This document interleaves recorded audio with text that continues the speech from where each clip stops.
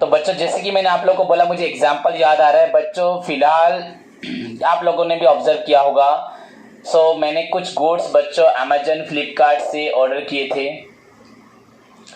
तो मैंने ये एग्जाम्पल यहीं के लिए नहीं है, फिर भी मैं आपको बता रहा हूँ क्योंकि this is also related to बच्चों आवर कॉन्ट्रैक्ट ऑफ सेल से रिलेटेड है। जब वो सामान आता है बच्चों, जैसे कि सपोज मैंने कैश ऑन डिलीवरी कर रखा है, क्लियर। हाँ, अगर पेमेंट कर दिया it's different thing. Cash on delivery, यहाँ पे हम जो कॉन्ट्रैक्ट ऑफ सेल में डिलीवरी ऑफ गुड्स पढ़ रहे थे बच्चों, वहाँ पे देखो हम पहले ऑर्डर करते हैं, अप्लाई करते हैं, तो वो प्लेस ऑफ डिलीवरी मांगता है, पूरा टाइम ऑफ डिलीवरी भी लिख देता है कि इतने दिन में आपका डिलीवर होगा, तभी जाके आप मंगवाते। अगर उससे ज़्यादा कभी होता नहीं, देखना कभी भी मैक्सिमम डेज एक्सीड नहीं होता। लोग गलत रिव्यू देते हैं, वो बाई चांस बच्चों ऐसे लॉकडाउन में कभी हुआ होगा, रिव्यू गलत होता है, वो जानबूझे कंपनी को बदनाम करने के लिए ऐसे बैड रिव्यूज़ होते हैं। पर बेसिकली मैंने जहाँ तक ऑब्जर्व किया, हमारी बुक्स जहाँ तक है बच्चों, कंपनी इतनी बड़ी कंपनी कभी भी गलत नहीं करेगी। तो वो मैक्सिमम डेज बच्चों कंसिडर करके ही वहाँ पे पीरियड ऑफ डिलीवरी लिखती है। तो देखो सारे स्टेप्स वहाँ पे आ रहे, फिर आपका गुड्स आपके पास आता है, आप तो उसको ट्रैक भी कर सकते हो। फिर गुड्स आके बच्चों आपके पास पहुँचता है। तो गुड्स जब तक आपके हाथ में नहीं आता बच्चों, यहाँ पे क्या हुआ था, मैंने एक दो बार क्या किया, एक जान पहचान तो है कुछ बहुत लोग, बहुत हम सामान मंगाते हैं तो वो हमें दे देते हैं, इंस्टीट्यूट में भी आके देते हैं। पर एक बच्चों नया ज्वाइन किया, बाहर का था, तो मैं उसको बोला, उसका ऑफिस बच्चों अमेजन ऑफिस आपका बनियापट में ही है, तो हमारे ट्यूटल के आसपास में। तो जैसे कि मैं उससे बोला कि ट्यूटल में दे दे, तो वो बोला सर एड्रेस तो आपका मेडिकल का है। मैंने कहा हाँ, तो मैं यहाँ पे हूँ अभी, ऑफिस में आके दे दो। तो वो बोला कि सर हमें वहाँ पे ही हमारा ट्रैकिंग ऊपर से सेटेलाइट देखते हैं कि हमें वहीं पहुँचाना है। मैंने कोई बात नहीं, अच्छी बात, आप लाके वहाँ दे देना। तो आप अभी अवेलेबल ही हैं? तो मैं बोला नहीं हूँ, आइदर आप जाके वहाँ दे सकते हैं, नहीं तो 1 घंटे बाद 2 घंटे बाद आके दोपहर दे सकते हैं। तो बच्चों देखो, डिलीवरी ऑफ गुड्स उन्होंने पूरा एग्जैक्ट उसी प्लेस पे ही डिलीवर किया जहाँ पे उनको डिलीवर करना था। तो बच्चों ये सब देखो कॉन्ट्रैक्टर सेल में होते हैं, एग्जैक्ट प्लेस पे, एंड उस प्लेस पे वो इंसान जरूर होगा या उसके फैमिली का कोई होगा, तो वो किसी को देगा, वहाँ पे वो फोन करेगा, एक्नॉलेज अगर आप करोगे हाँ हो गया एक्सेप्ट, तो वो एक्सेप्ट हो जाए। तो जब तक वो डिलीवर नहीं करेगा तब तक हम पेमेंट भी नहीं करेंगे, एंड तब तक उसको अनपेड सेलर भी नहीं बोला जाएगा, पेड सेलर भी नहीं बोला जाएगा बच्चों। सो नाउ छोड़ो, आज का जो टॉपिक है बच्चों, the seller remains an unpaid seller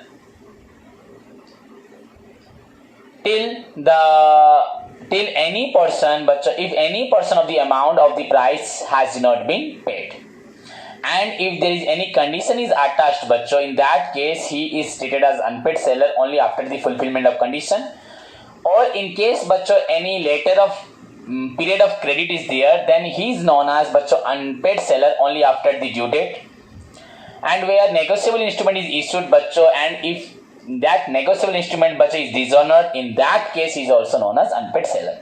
So I taught you बच्चों 4 things, आपको मैंने पढ़ाया बच्चों, so I have taught you, अभी मैंने आपको पढ़ाया तुरंत 4 चीजें बच्चों।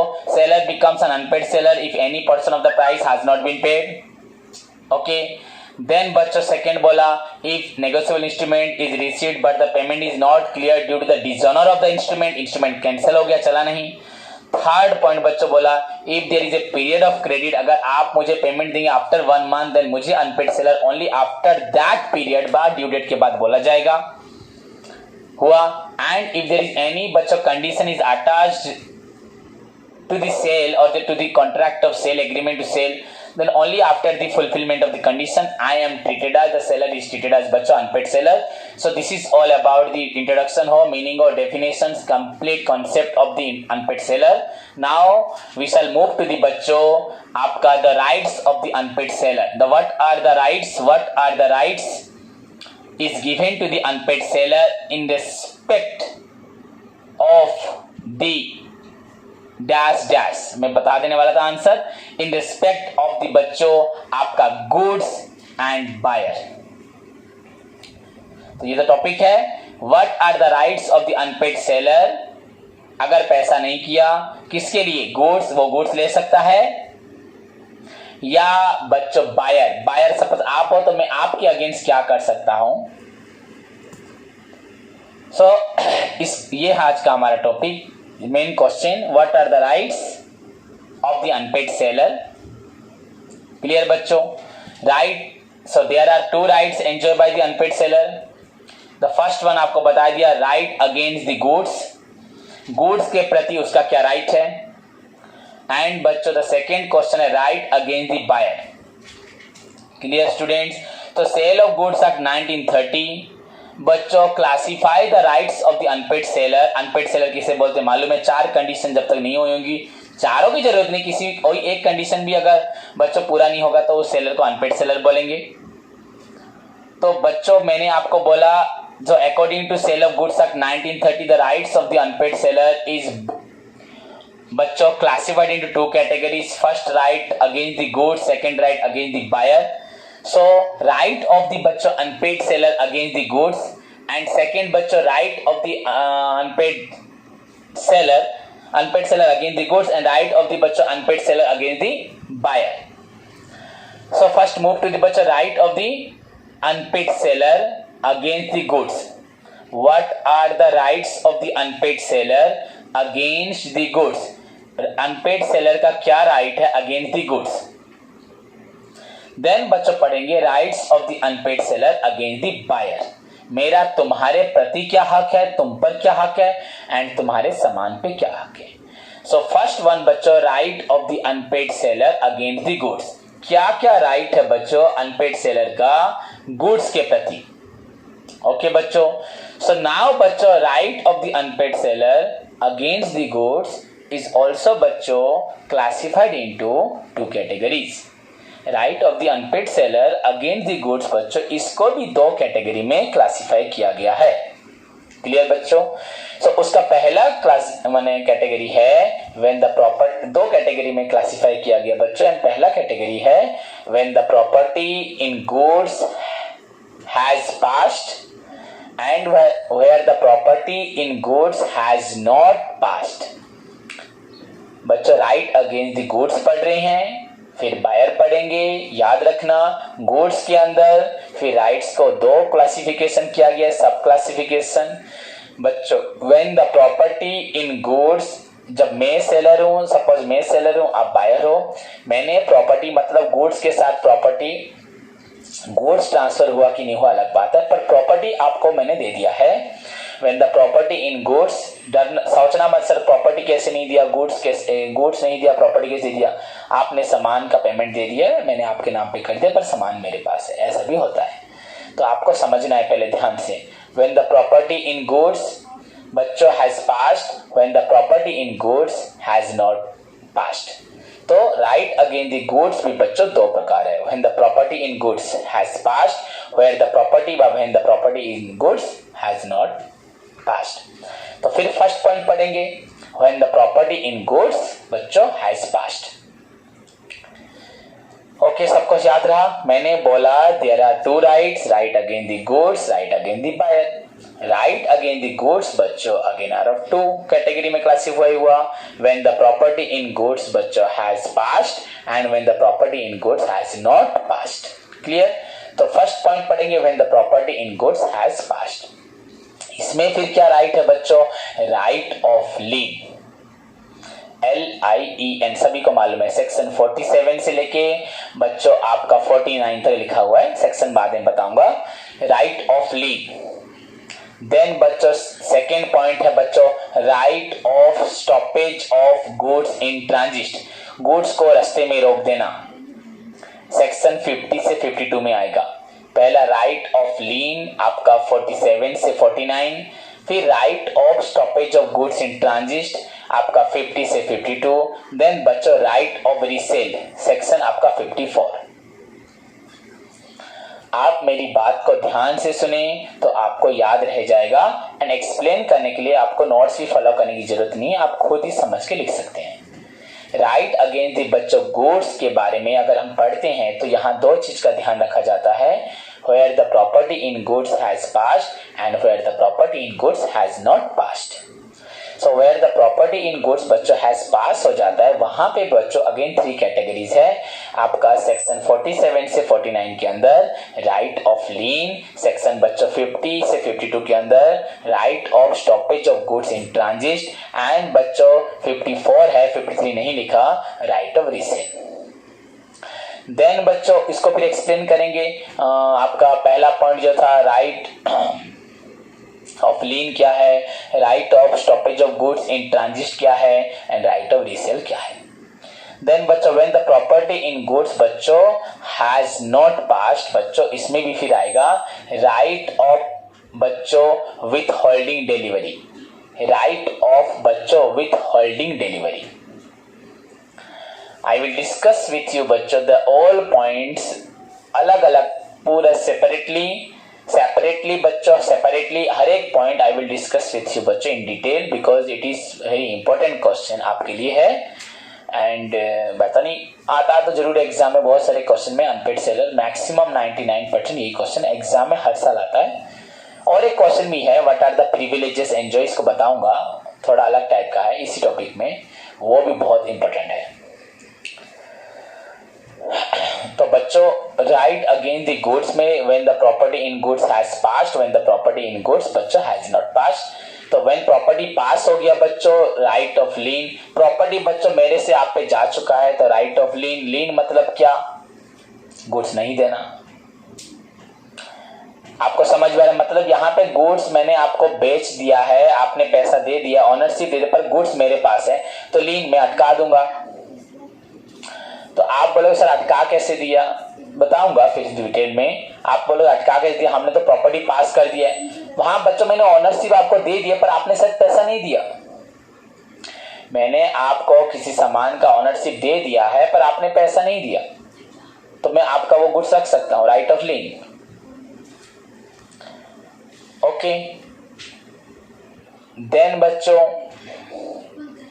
Second right of stoppage of goods in transit, रास्ते में गुड्स जा रहा है, अगर आपने अभी तक पेमेंट नहीं दिया, फिर भी मैंने प्रॉपर्टी ट्रांसफर हो चुका है बच्चों, फिर भी आपको मैं बोला पैसा नहीं दिया ना, देंगे गुड्स रास्ते में आपके पास पहुंचने वाला है। सपोज यहाँ से आपके पास गुड्स जाने में 10 दिन लगता है, ऑलरेडी 6-7 डेज हो गया, आप पहले दिन से पेमेंट दोगे बोलो, मैं आपको बोल रहा हूँ पेमेंट दो, आपने नहीं दिया, 6-7 डेज हो गया, मुझे अभी तक पेमेंट नहीं मिला, मैंने बोला अपने ड्राइवर को वहां गाड़ी रख दे, बीच में देने की जरूरत नहीं है। Right of stoppage of goods in transit, okay, बताऊंगा फिर से इसको। एंड बच्चों थर्ड पॉइंट जो है राइट ऑफ रीसेल, अगर आप मुझे पेमेंट नहीं करेंगे तो रास्ते में गुड्स जो मेरा पड़ा होगा तो मैं उसे क्या करूंगा, आपको एक नोटिस दूंगा ड्यू पीरियड के लिए कि भैया आप गुड्स लो, गुड्स नहीं ले तो मेरा जो नुकसान हुआ है उस नुकसान को पूरा करो। आप फिर भी नहीं क्लियर करोगे तो नुकसान के लिए तो आपके अगेंस्ट में जो केस फेस करना है वो मैं करूंगा। मैं उस वक्त जहां पे सपोज यहाँ से दिल्ली सामान जा रहा है, बीच में बच्चों कानपुर पे सामान रुक गया, तो मैं कानपुर में या लखनऊ में बच्चों सामान को वहीं बेच दूंगा। अगर मैं यहाँ पे लास्ट को ले आऊंगा तो वहीं नियर बाई एरिया में बेच दूंगा, मेरा राइट है। पर आपको नोटिस देने के बाद मैं उस गुड्स को बेच सकता हूँ, तो इसको बच्चों बोलते हैं राइट ऑफ रीसेल। तो मैं चाहूँ तो गुड्स को बच्चों रख सकता हूँ, I transfer the ownership to you, बच्चों समझा दिया मैंने आपको, पर मैं फिर बोल रहा हूँ, फिर आपको बताऊंगा नोट्स में एग्जैक्टली क्या लिखा है, लॉ में क्या लिखा है, क्योंकि मैं आपको पढ़ा रहा हूँ, नहीं तो बच्चों टीचर इतना ही पढ़ाते।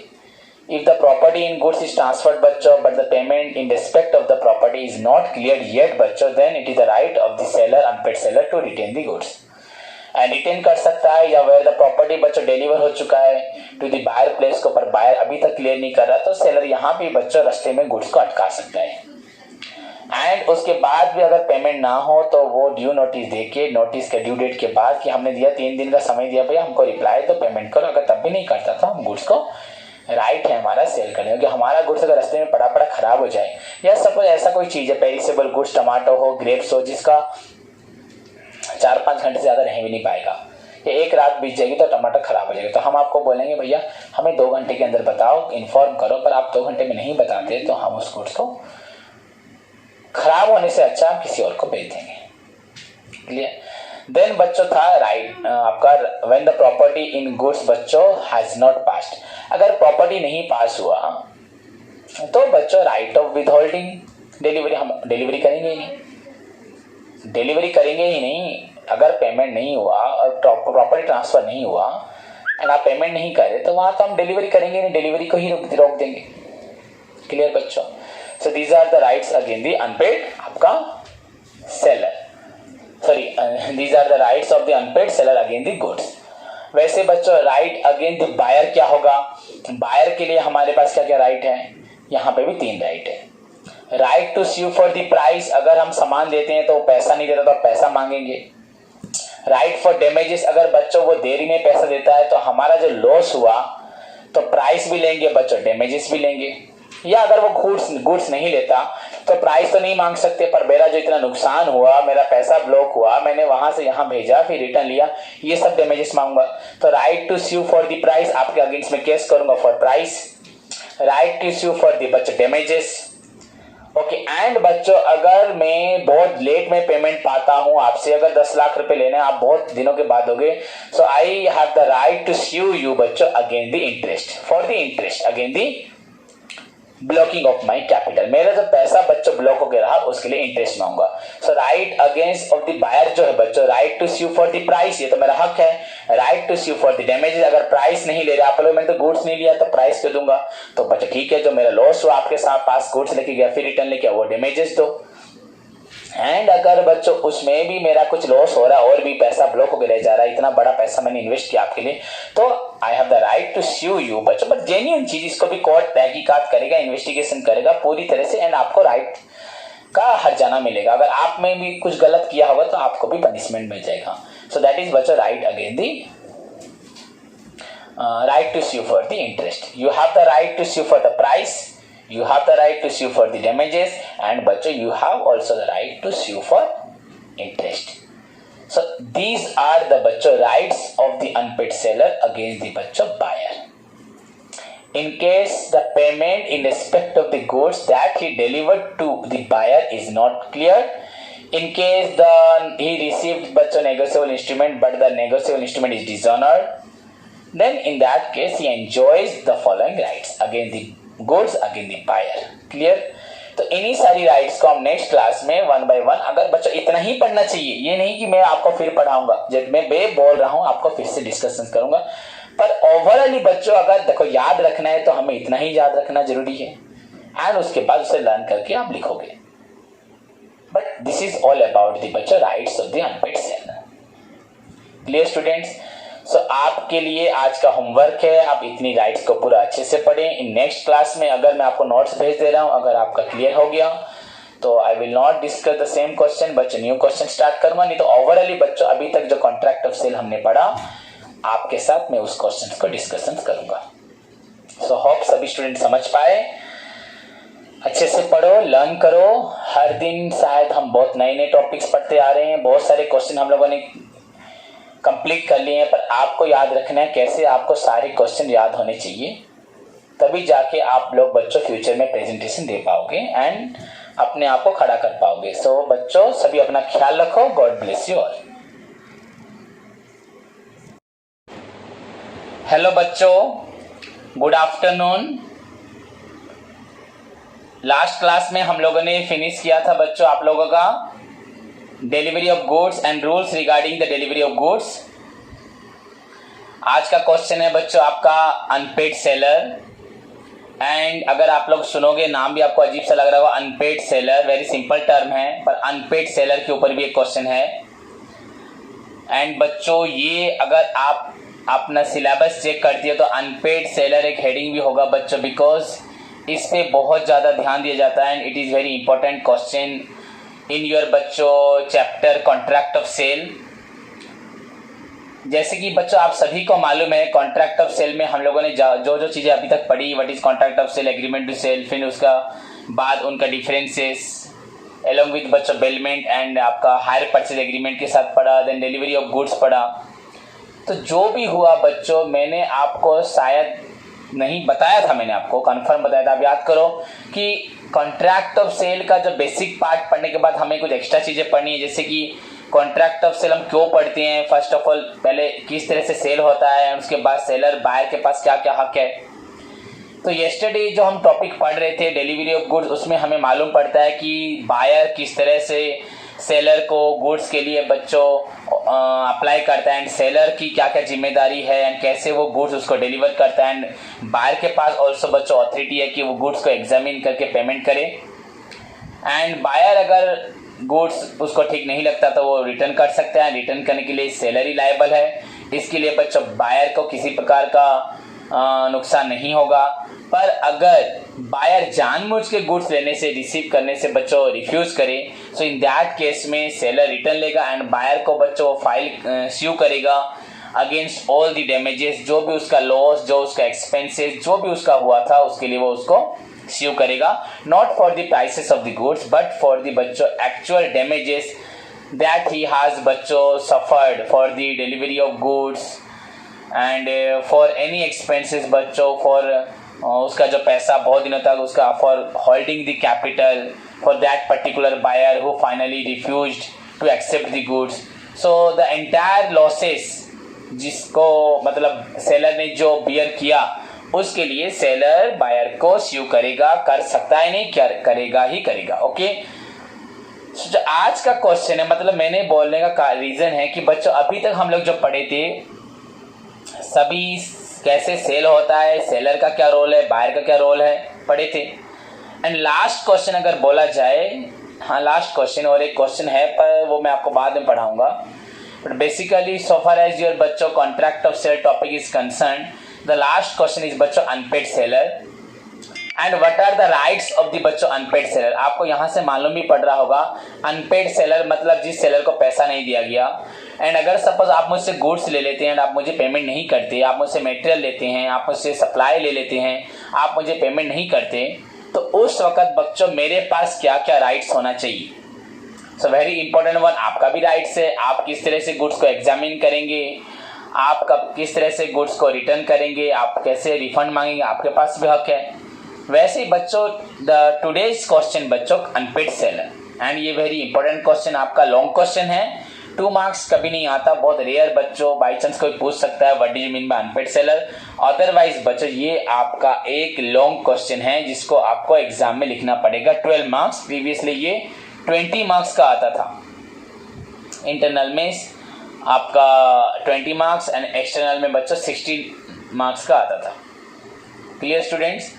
तो लेट्स स्टार्ट बच्चों, what do you mean by unpaid seller. मैं आपको जो आंसर बताऊंगा उसे आप सभी स्टूडेंट्स ध्यान से पूरा दिमाग मैंने पूरा फोकस देके सुने बच्चों, पूरे ध्यान से। सो अनपेड सेलर बच्चों ऐसा कुछ नहीं कि बहुत डिफिकल्ट मीनिंग बताने जा रहा हूँ, वेरी सिंपल मीनिंग है, आप खुद बता सकते हैं। अगर किसी सेलर का सारा पेमेंट नहीं हुआ होगा, कुछ भी पैसा बाकी होगा, उसको बोलेंगे unpaid seller. First point clear, point मैं बता रहा हूं। अगर मैं आपको पेमेंट देना मुझे आपको पेमेंट देना है मेरी तरफ से, मतलब आप सेलर हो, मैं आपको पेमेंट करूंगा। अगर मैंने कुछ भी पैसा अभी तक बाकी है नहीं दिया, सपोज आपको 10,000 देना था, मैंने आपको 9,900 दिया, 100 रुपीज नहीं दिया, अभी बच्चों आपको अनपेड सेलर बोला जाएगा। हाँ, अगर आप माफ कर दोगे, ठीक है 100 रुपये छोड़ दिया, तो मुझे और अनपेड बायर या आपको अनपेड सेलर नहीं बोला जाएगा। एक्चुअली अनपेड बायर नहीं होता, अनपेड सेलर ही होता है। तो सेलर को अगर कुछ भी पैसा देना बाकी होगा तो उसको अनपेड सेलर बोला जाएगा। एंड बच्चों जैसे कि सेकेंड पॉइंट है, सपोज बाई चांस बच्चों मैंने आपको नेगोशिएबल इंस्ट्रूमेंट लाइक मैंने आपको बिल्स ऑफ एक्सचेंज दिया है, चेक दिया है, एंड आपने उस चेक को लेके बैंक में बच्चों डिपॉजिट किया, बैंक ने चेक को कैंसिल कर दिया, डिसऑनर कर दिया। मतलब आपको लगा था कि मैंने पेमेंट दिया है, पर बैंक ने जब डिसऑनर कर दिया, मतलब आप फिर से अनपेड सेलर हो गए। समझ में? अगर सपोज मैं आपको कुछ पैसे देता हूँ, कैश देता हूँ, और कैश सारे बच्चों डुप्लीकेट्स नोट होंगे, सब जाली नोट होंगे, फेक नोट, तो भी बच्चों आपको जब मालूम पड़ेगा आप तो मेरे ऊपर केस ही कर दोगे, वो अलग बात है। या मुझसे बात करोगे, जो भी आर्गुमेंट होगा, फिर मालूम पड़ेगा मुझे भी गलत था, जो भी रीजन है वो अलग बात। पर आपने सोचा था पेमेंट हो गया, पर आपको जब मालूम पड़ा आपका चेक काम नहीं किया, बिल्स ऑफ एक्सचेंज डिसऑनर हो गया, बिल रिसीव डिसऑनर हो गया, या मेरा जो पैसा मैंने दिया था वो आपका फेक करेंसी निकला, तभी बच्चों फिर से आप जो सोच रहे हो कि आप पेड हो चुकी हो, तो वो फिर से आप बच्चों अनपेड बन जाओगे। तो ये है point. So what do you mean by बच्चों अनपेड सेलर। सभी स्टूडेंट्स ध्यान से सुने बच्चों। Under section 45 of the Indian sale of goods act 1930, under section 45 of the sale of goods act 1930 बच्चों, unpaid seller may be defined as, unpaid seller may be defined as, first point बच्चों, पहला point, section 45 of the Indian sale of goods act 1930 defines unpaid seller as first point, when the whole of the price has not been paid. It's definition. So जो बोल रहा हूँ उसे याद रखना. When the whole of the price has not been paid, जब सारा price payment नहीं हुआ होगा. मतलब सपोज मुझे आपको देना है 10,000, अगर मैंने आपको 9,000 दिया मतलब 1,000 रुपये नहीं दिया. So when whole of the price has not been paid, then you are known as unpaid seller. Second point, where या when a negotiable instrument is received, आपने मुझसे negotiable instrument रिसीव किया है, but the payment is not made due to the dishonor of the instrument. Second में मैंने आपको negotiable instrument check या bill receivable दिया है, promissory नोट दिया है, बिल्स ऑफ एक्सचेंज या आपका चेक में जाए, दोनों बेसिकली जाएगा. एंड बच्चों पर आपको पेमेंट नहीं हो पाया क्योंकि मैंने जो बिल या मैंने जो चेक दिया था उसको बैंक ने एक्सेप्ट नहीं किया, डिसऑनर कर दिया. So in that case also बच्चों you are known as, you are treated as, you are considered as unpaid seller. Again I am going to repeat बच्चों, section 45 of the Indian Sale of Goods Act 1930 defines an unpaid seller as the number 1, when the whole of the price has not been paid. When the whole of the price बच्चों has not been paid, or when the negotiable instrument has been received, is received, but the payment is not cleared, the payment is not received, is not made due to the बच्चों dishonour of the instrument. किसी भी कारण से आपका instrument dishonour हो गया, that's why बच्चों आपको पेमेंट नहीं मिल सका. पहले पॉइंट में तो आपको पेमेंट मिला ही नहीं था, फुल पेमेंट. आप अनपेड सेलर हो, पूरा पैसा नहीं मिलेगा भी अनपेड हो, आधा नहीं मिला भी अनपेड हो, थोड़ा भी नहीं मिला तो पैसा मुझे लेना है मतलब मैं अनपेड हूँ. एंड जहां पे पैसा मिला है मैं पेड हो गया हूं, पर बाद में वो पैसा नहीं चला, वो इंस्ट्रूमेंट नहीं चला, तो अगेन मैं क्या बन गया, unpaid seller. So this is the definition of the unpaid seller, of the term unpaid seller according to section 45 of the Indian Sale of Goods Act 1930. So clear, I think सबको clear हो गया. Now बच्चों इसी चीज को मैं आपको अच्छे से मीनिंग एक लाइन करके बताता हूं बच्चों. The seller remains an unpaid seller. एक सेलर को बच्चों अनपेड सेलर तब तक बोला जाता है if any person of the payment, if any person of the price remains unpaid. जब तक कोई भी पर्सन बच्चों अगर 1 रुपए भी आपकी तरफ से मुझे लेना है या मुझे आपको देना है, जब तक बच्चों पूरा पेमेंट नहीं होता, हम अगर छोड़ दूं अलग बात है, पर जब तक बच्चों if any person of the price remains unpaid, जब तक कोई भी पर्सन ऑफ द प्राइस बच्चों रिमेन्स अनपेड होगा, तब तक उस सेलर को बच्चों अनपेड सेलर बोला जाएगा. And once the payment is clear, the payment is made, the entire amount is paid, that seller बच्चों becomes known as paid seller and he can no more बच्चों कभी उसको नहीं बोला जाएगा unpaid seller for that particular transaction. उस transaction के लिए अनपेड सेलर नहीं होगा. फिर से गुड्स बेचेगा, फिर से पेमेंट नहीं होगा तो उसको अनपेड सेलर बोला जाएगा, पर हमें उसके बारे में नहीं जानना. So बच्चों the seller remains an unpaid seller if any portion of the price बच्चों remains unpaid, and in that case बच्चों he enjoys all the rights of an unpaid seller. जो भी unpaid seller का हक है कि आपको पैसा मांगना या आपसे स्यू करना या आपको बोलना भैया जल्दी दे तो इंटरेस्ट पड़ेगा, जो मेरा राइट है मैं आपको चार्ज करूंगा, अगर नहीं दोगे तो गुड्स ले आना, जो भी होगा. अगर ओनरशिप ट्रांसफर होगा तो मैं गुड्स नहीं मांग पाऊंगा, अगर ओनरशिप ट्रांसफर नहीं हुआ होगा तो मैं गुड्स ले सकता हूं, वो डिफरेंट थिंग है बच्चों, वो अलग बात है. But the seller remains an unpaid seller कब तक बच्चों, टिल बच्चों any person of the price remains unpaid and in that case he enjoys the full rights against the बच्चों buyer as an unpaid seller. Unpaid seller की तरफ से उसका जो भी राइट है वो एंजॉय करेगा. बट बच्चों once the payment is clear, he is treated as बच्चों paid seller and he loses his entire rights against the buyer as an unpaid seller. and उस केस में उसके पास जितनी भी rights होगी against the buyer as an बच्चों unpaid seller, उसको वो पूरी तरह से खो देगा. So this is all about the बच्चों unpaid seller and it is prescribed under section 45 of the Sale of Goods Act 1930. Clear बच्चों, ये आपका सेल ऑफ गुड्स एक्ट 1930 में लिखा हुआ है, सभी को समझ में आया? इसमें कोई भी डिफिकल्टी नहीं है, वेरी सिंपल क्वेश्चन है बच्चों। अनपेड सेलर उसे बोला जाता है जिसका कोई भी अमाउंट चाहे कम हो, ज्यादा हो, आधा हो, वो पैसा तब तक क्लियर नहीं होता, तब तक उसको अनपेड सेलर बोलते हैं। वो तब तक बच्चों फुली उसका जो भी हक है अगेंस्ट द बायर वो एंजॉय करता है, पर वंस अगर पेमेंट क्लियर हो जाता है तो उसको अनपेड सेलर नहीं बोला जाएगा। एंड जो आज का जो टॉपिक है बच्चों, व्हाट आर द राइट्स, वो राइट भी वो अपने आप खोगा क्या, उसका राइट्स खत्म हो जाएगा।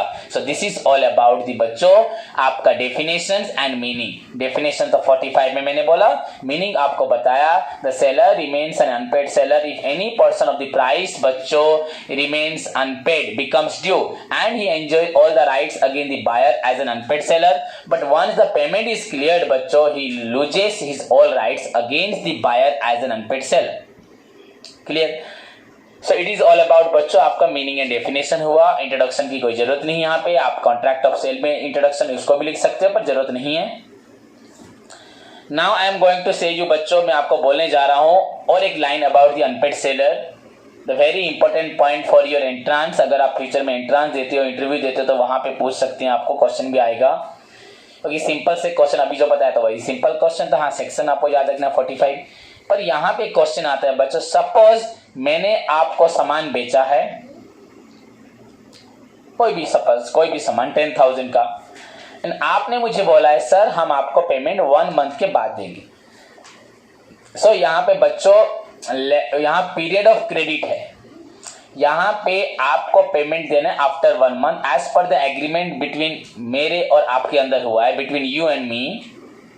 आई delivered the required goods to you as per your order, and बच्चों आपने मुझे बोला है कि आप मुझे पेमेंट करेंगे after 1 month. So this is an agreement between you and me where by I delivered goods worth ₹10,000 to you या 5,000 to you, and बच्चों you promise to pay me the amount, the full amount along with अगर interest होगा जो भी होगा after a month, 1 month के बाद। Okay, सो अभी मुझे आप लोग क्या बोलोगे? बोलो अनपेड सेलर, क्योंकि मुझे पैसा तो नहीं मिला। नो, यहां पे बच्चों मुझे अनपेड सेलर नहीं बोला जाएगा। This is an important point. यहां पे बच्चों मुझे अनपेड सेलर कंसिडर नहीं किया जाएगा। अब आप पूछो क्यों? तो बच्चों पॉइंट ये है, if there is a period of credit, if there is a period of credit, अगर पेमेंट देने का पीरियड होता है, इन दैट केस बच्चों seller becomes an unpaid seller. मुझे अनपेड सेलर बच्चों तभी बोला जाएगा जब वो पीरियड ऑफ क्रेडिट ओवर हो जाएगा, जब ड्यू डेट हो जाएगा, तब बच्चों मुझे बोला जाएगा unpaid seller. If there is a period of credit while बच्चों any contract of sale between the seller and the buyer, whereby the seller बच्चों delivered certain goods to the buyer and buyer promises to pay the price of the goods बच्चों after a certain period. So in that case only after the बच्चों certain period, only after that period, only after due date, जो उसका due date होगा कि आपको suppose आज 30 जून है तो आपको पेमेंट करना है 30 जुलाई को। So only after the due date बच्चों आई एम ट्रीटेड एज, मुझे बोला जाएगा जब सेलर बिकम्स बच्चों तब बनता है unpaid seller, and before the due date he is not treated as unpaid seller. This is the another point बच्चों for unpaid seller. Clear? तो before that I told you बच्चों that if any portion of the amount has not been paid, the seller is known as unpaid seller, or where any negotiable instrument is received by the seller but the payment is not clear due to detention of the instrument, in that case also बच्चों seller is known as unpaid seller. Then meaning जो बताया उसी से जुड़ा हुआ बताया था। तो नाउ अभी जो टर्म बता रहा हूं बच्चों, that is different thing. If there is a period of credit while selling the goods by the seller to the buyer, Okay बच्चों, then only after that period of credit or after the payment becomes due, the seller is known as बच्चों unpaid seller. Before that period, he can never be treated as unpaid seller. And the one more thing about the same, मैंने related to same बच्चों point. In case of any condition is attached to the बच्चों sale, अगर cell करते वक्त बच्चों की conditions होगी, कोई भी conditions होगी, and उस condition को पूरा ना होने तक अगर मेरी तरफ से कुछ करना बाकी है, तो जब तक वो नहीं हुआ बच्चों तब तक भी मुझे बोला जाएगा अनपेड सेलर। समझ में आया कि नहीं बच्चों? जब तक नहीं बोला जाएगा तब तक बोला जाएगा unpaid seller. If there is any condition is attached to the sale and if that condition is not fulfilled बच्चों, in that case we also consider that seller is if the condition is not fulfilled, sorry बच्चों, if there is a condition of sale बच्चों attached to the sale and जब तक condition fulfil नहीं होगी तब तक seller को unpaid seller नहीं बोला जाएगा। एक बार वो कंडीशन फुलफिल होगी तब उसके बाद अगर पेमेंट नहीं हुआ तो उसको अनपेड सेलर बोला जाएगा। अभी बच्चों मुझे एक एग्जांपल याद आ रहा है आपका इस कॉन्ट्रैक्ट ऑफ सेल से रिलेटेड, मैं आपको बताने जा रहा हूं, ध्यान से सुनो।